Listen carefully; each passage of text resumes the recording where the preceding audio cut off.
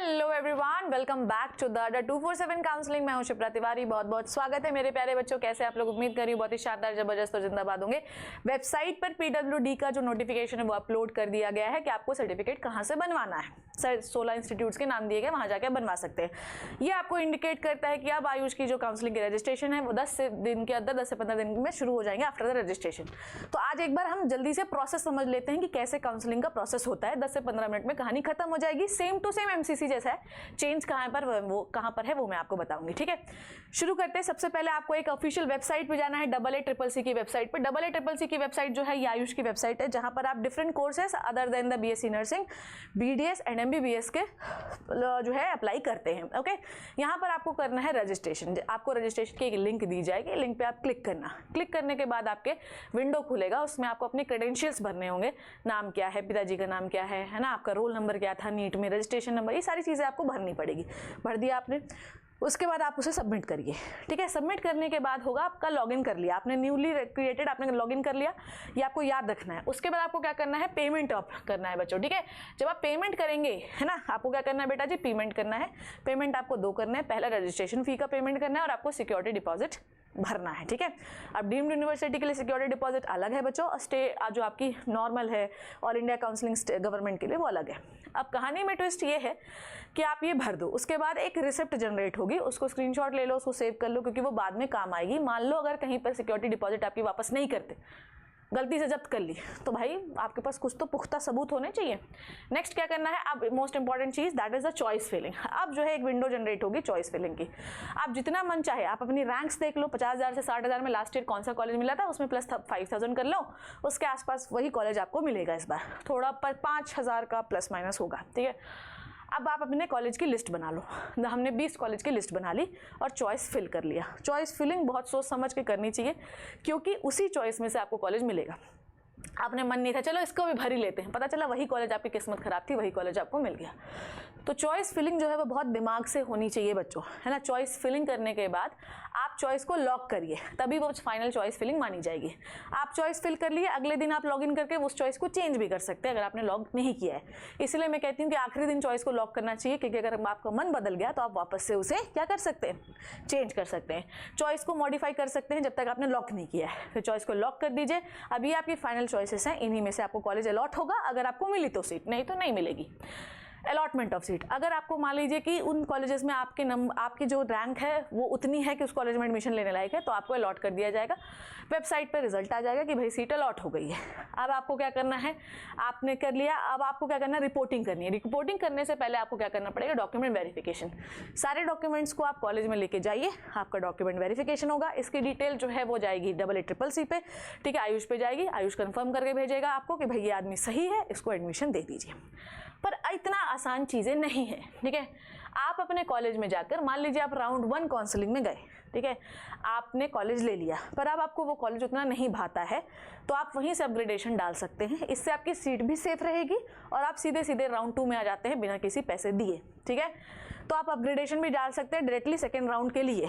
और आप आपको वेबसाइट चेक करते रहिए कि आपके अपग्रेडेशन का रिजल्ट आया तो हो सकता है आपको नया वाला कॉलेज मिल गया, नहीं मिला तो पुराना वाला तो था ही।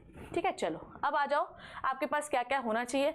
आपके पास नीट यूजी का एडमिट कार्ड होना चाहिए, स्कोर कार्ड होना चाहिए, 10-12 की मार्कशीट और सर्टिफिकेट होना चाहिए, बर्थ सर्टिफिकेट होना चाहिए, कैटेगरी का सर्टिफिकेट होना चाहिए, डोमिसाइल सर्टिफिकेट होना चाहिए अगर आप स्टेट में बैठ रहे हैं, पासपोर्ट साइज के फोटोग्राफ होने चाहिए, अलॉटमेंट लेटर। ठीक है, जब सीट अलॉट हो जाती है तो अलॉटमेंट लेटर होना चाहिए जब आप जा रहे हैं कॉलेज में एडमिशन लेने। आईडी प्रूफ, आधार कार्ड, पैन कार्ड चलेगा। अब सुनना ध्यान से, आपने आयुष की वेबसाइट पे रजिस्ट्रेशन कर लिया।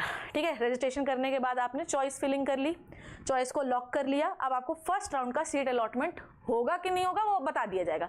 फर्स्ट राउंड का सीट अलॉट हो गया, रिजल्ट आ गई। अब रिजल्ट में क्या हो सकता है बेटा, फर्स्ट राउंड की या तो आपको सीट अलॉट हुई होगी या तो आपको सीट अलॉट नहीं हुई होगी। दोनों में से और कुछ तो नहीं हो सकता ना भाई, यही हुआ होगा। या तो आपको सीट अलॉट हुई होगी बच्चों जी, या तो आपको सीट अलॉट नहीं हुई होगी। अगर आपको सीट अलॉट नहीं हुई, ठीक है, मान लो आपने देखा वेबसाइट पे आपको सीट अलॉट नहीं हुई, भाई बात ज्यादा बच्चे थे, नहीं हो पाई आपको सीट अलॉट। अगर आपको सीट अलॉट नहीं हुई तो आप सीधे राउंड 2 में आ जाते हैं। ठीक है, सीधे राउंड 2 में आ जाते हैं, कोई रजिस्ट्रेशन वापस से करने की जरूरत नहीं है। बस हाँ, चॉइस फिलिंग आपको नहीं करनी पड़ेगी, आपको फिर से लिस्ट जारी की जाएगी, फर्स्ट राउंड के बाद इतने कॉलेज बचे हैं यहाँ पे भर लीजिए। अब आपको उसके हिसाब से फ्रेश चॉइस फिलिंग करनी पड़ेगी। ठीक है, समझ में आ गई बात? Okay done.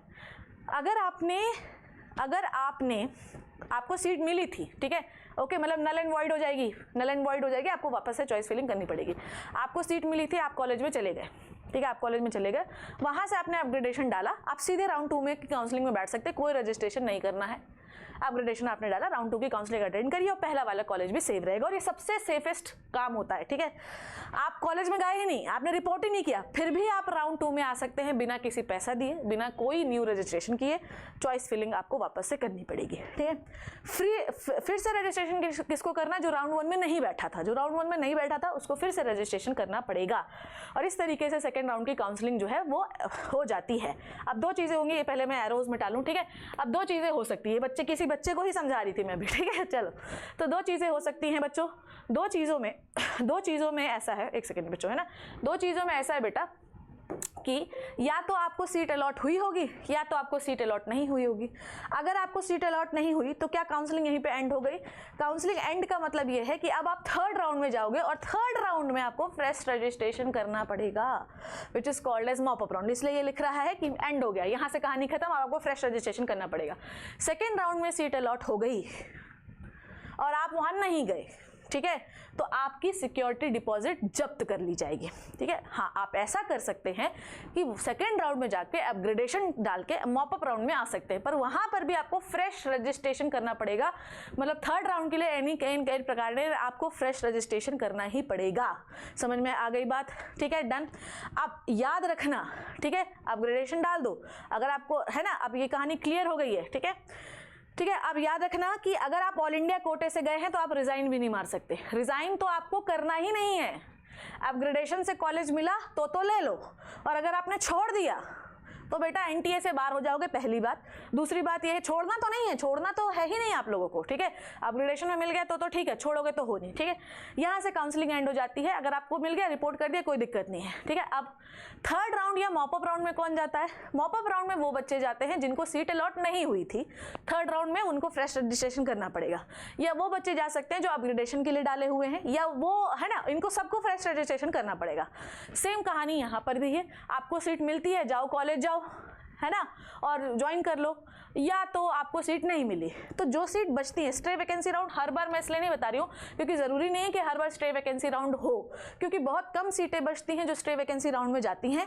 Mop up round के बाद होता है स्टे वैकेंसी राउंड। अगर आपको कॉलेज नहीं मिला तो आप जो है स्टे वैकेंसी राउंड से भी अपना कॉलेज उठा सकते हैं, पर फिलहाल के लिए आपको मानना है कि मॉप अप राउंड तक ही काउंसलिंग होती है, स्टे वैकेंसी तक जाती ही नहीं काउंसलिंग, वहां तक इतनी सीटें ही नहीं बचती हैं। मॉप अप राउंड के बाद अब आपको लिस्ट में चेक करना है कि अभी भी कोई कॉलेज बचा है, अगर हमें सीट नहीं मिली है तो हम स्टे वैकेंसी के थ्रू कॉलेज ले सकते हैं, वहां पर आपको फ्रेश रजिस्ट्रेशन नहीं करना पड़ेगा, पर मॉप अप में आपको करना पड़ेगा। आई होप जो मैंने आपको समझाया वो प्रोसेस आपको अच्छे से समझ में आया, ठीक है। Is this clear to you? है ना। तो फ्री एग्जिट राउंड सिर्फ फर्स्ट है, फ्री एग्जिट राउंड जो है वो सिर्फ फर्स्ट है। अब आप किसी भी राउंड में एंट्री लेंगे, मॉपअप में जाए, ठीक है, मान लो मॉपअप में घुस गए हम बीच में, फिर फ्रेश रजिस्ट्रेशन कराना पड़ेगा, ठीक है। और कहीं भी आपको कॉलेज मिला, चाहे मॉपअप में, स्ट्रे में, सेकंड में, आप कॉलेज लेने के बाद उसे छोड़ नहीं सकते, छोड़ोगे तो सिक्योरिटी डिपॉजिट आपकी जब्त कर ली जाएगी और उसके बाद आप एनडीए का 1 साल तक कोई एग्जाम नहीं दे सकते, ठीक है। तो बहुत सिंपल सा प्रोसेस है, एमसीसी जैसा ही है, बस वेबसाइट चेंज है, which is the Ayush. I hope आपको समझ में आया।